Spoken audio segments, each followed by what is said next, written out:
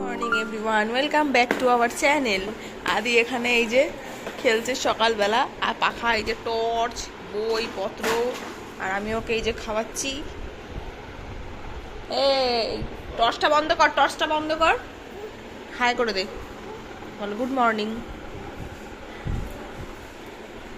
না, একা একা ওস্তাদি করবি না।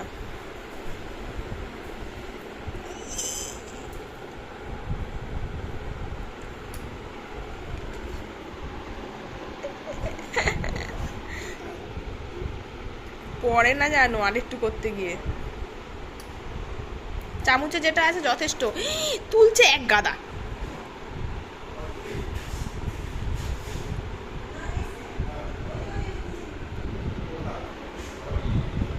এখানে চলছে খেলা, সব বার করে নিয়েছে সরঞ্জাম।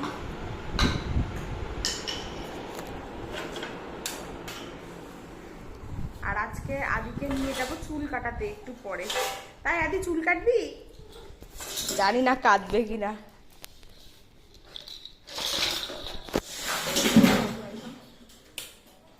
ওকে তো বারবারই বলা হচ্ছে যে কাঁদবি না কিন্তু, কাঁদবি না কিন্তু, বাড়িতে তো বলছে যে না, জানি না গিয়ে কি করবে। তো এই যে চলুন, চলে এসেছি, আর চুল কাটাও আমাদের হয়ে গেছে। তো এসে আর ভিডিও করা হয়নি, কারণ একদম ফাঁকা ছিল দোকান।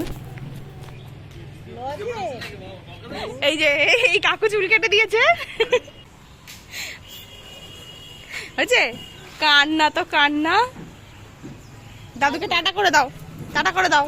প্রথমবার যেহেতু এই কাকুর মানে আদিকে ন্যাড়া করে দিয়েছিল, তার জন্য না মানে সিস্টেমটা বুঝে গেছে কিভাবে করতে হবে, তাই জন্য এই কাকুর কাছেই আসলাম। মানে এই যে এদিকে বাবার দোকান দেখেছেনই তো, এর আগে আপনারা অনেকবার আমি দেখিয়েছি, আর একদম বাবার দোকানের সামনে এই কাকুই ওকে চুলটা কেটে দিল। তারপর বাড়িতে এসে এই যে খাবার নিয়ে বসেছি। ড্রাগন খাচ্ছি। আই খাবি? আই কি খাচ্ছিস? আই কি খাচ্ছিস? এর মধ্যে ফেলিস না, ওর মধ্যে বাইরে ফেল, বাইরে ছুঁড়ে ফেল, বাইরে ছুঁড়ে ফেল। গোয়াবা ফেলে দিল ড্রাগন দেখে। দাও, এখন আর গোয়াবা খাবে না, আমাকে দিয়ে দিচ্ছে। দেখো না, পেয়ারাটা আমাকে দিচ্ছে, ধরিনি, ফেলে দিল। এখন এটা দেখে, কি এটা, কি এটা? হ্যাঁ,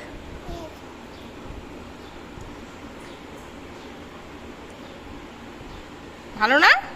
ভালো ভালো, তুই মা ফেলছিস কেন? বাড়িতে এসে স্নান টান করে দুপুরে খাওয়া দাওয়া হয়ে গেছে। তারপরে এই যে ফল নিয়ে বসেছে, এরপরে খাবে অরেঞ্জ জুস, তো তারপরে ঘুমাবে। তো তারপরে একেবারে আপনাদের সাথে দেখা হবে সন্ধেবেলা, আর দুপুরের আর কি ভিডিও করব। তো এরপরে আমিও খেয়ে দিয়ে একটু রেস্ট নেব। চুল কাটতে গিয়ে যা কান্নাকাটি করলো, তো তাড়াতাড়ি এবার ঘুম পাড়িয়ে দেবো। চলুন। সন্ধেবেলা এইদিকে চলছে গানের রিহার্সাল, আর এইখানে করতো না, যেহেতু আমরা আছি, তা আমি বললাম যে না না, এখানেই ঠিক আছে, কারণ আদিও তাহলে ব্যাপারটা দেখবে, একটু আনন্দ পাবে। আর এইদিকে সবার জন্য মা করেছে চা, আমিও একটু চা খেয়ে নিই, আর তার সাথে সাথে ওদের গানটাও শুনি।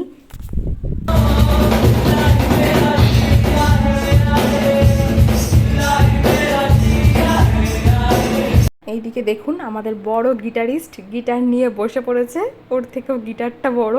তো লজ্জা পাচ্ছে এত, ওর সব কিছুতে এত লজ্জা পায়। তো এখানে যেহেতু দুটো মামা রয়েছে অচেনা, তাও তো বসেছে, কান্না টান্না করেনি। আদি যখন একদম ছোট ছিল না, তখন আমাদের এই ঘরগুলো ছিল না, ওই ওপরের যে ঘরটা ছিল সেইখানেই ওরা এরকম রিহার্সাল দিত, আর আদি ছোটোবেলা থেকেই দেখতো। তখন থেকেই কিন্তু ও এই ব্যাপারটাকে খুব এনজয় করতো, সেরকম কাঁদতও না, বরঞ্চ আরও মন দিয়ে শুনতো। তো তারপরেই আস্তে আস্তে ও এই দেবব্রত ভাইয়ের মানে ওর গান করার মামার কিন্তু ভক্ত হয়ে গেছে। তো জানেনই, তারপরে ও বাড়িতে গিয়েও এটা কপি করতো, মানে যেটা পেতো সেটা দিয়ে ও গান করতো, মাইক্রোফোন বানিয়ে, চিরুনি থেকে শুরু করে যে কোনো কিছুই। তারপরে ওকে একটা আমি বাচ্চাদের ছোট মাইক্রোফোন কিনেও দিই, তো সেটা তো আপনারা দেখেছেনই। তো এই সবটাই কিন্তু এই ছোট থেকে এই যে এই রিহার্সালটা দেখে ও কিন্তু পুরোটাই শিখেছে। এমনকি ওকে যদি জিজ্ঞাসা করি তুই বড় হয়ে কী হবি, তখন কিন্তু ও গান করার কথাই বলে। তো চলুন তারপরে আপনাদের সাথে ওদের একটু গান শেয়ার করি।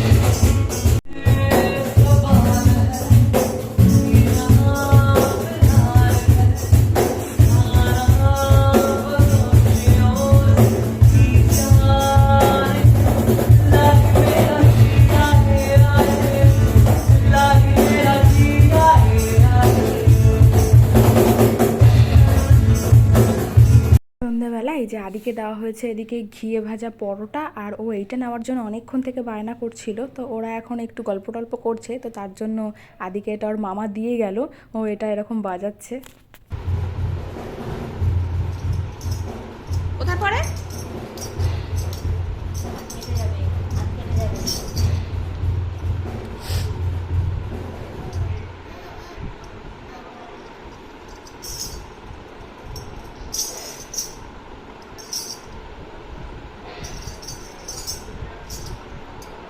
একটু খেয়ে নে।